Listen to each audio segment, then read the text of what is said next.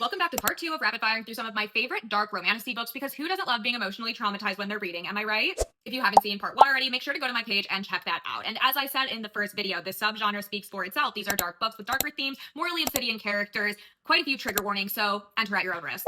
Let's get right into it with the Dragon Queen series by E.C. Garrett. This is a dark, gridmark romantic fantasy. Here, our anti-hero, FMC, is forced to compete in the Bloody Gauntlet, which is run by the evil Fae Royals. Now, this is a tournament where the contestants are forced to fight each other, and then eventually they are forced to slay one of the dragons that the Fae have been keeping in captivity. So our FMC needs to decide if she is going to stay in the shadows or if she's going to take her birthright and fight the injustices that are going on in this kingdom. Speaking of dragons, next up we have When the Moon Hatched by Sarah A. Parker, and this lyrically written story is just full of heartache and pain. Here, our FMC is an assassin in a rebel group, and she gets put in prison and is going to be used as a political statement. Now, our MMC happens to stumble across her unintentionally while she's in prison, and he is just smacked in the face with the hauntings of his past.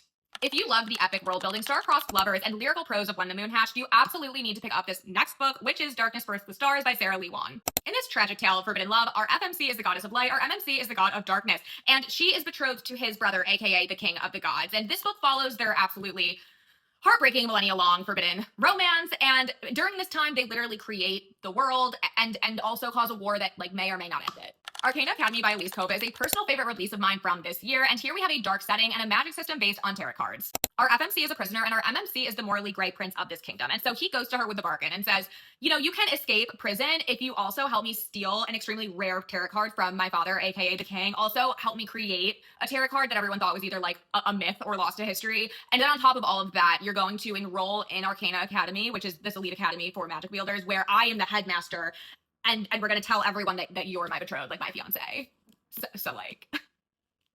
The House of Devil series by Kayla Edwards is an urban fantasy set in a modern city that is just absolutely ravaged with all sorts of magical creatures and monsters. Our FMC is a naive human whose life changes when she barely escapes abduction from Darkslayers, aka magical bounty hunters, but her best friend does get taken in her place. She ends up accepting help from the most dangerous Darkslayer in her city, and while the pair is trying to get our FMC's friend back, they uncover some very deep corruption that is going on in their city, as well as a bit of an undeniable attraction to each other, of course.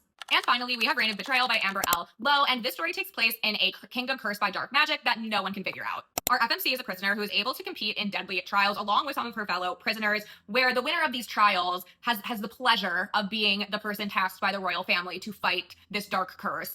And of course, our MMC is the morally gray prince of the royal family, who is also in charge of all the prisoners and this trial. Be sure to check out part one if you haven't already, and let me know your thoughts on these books in the comments.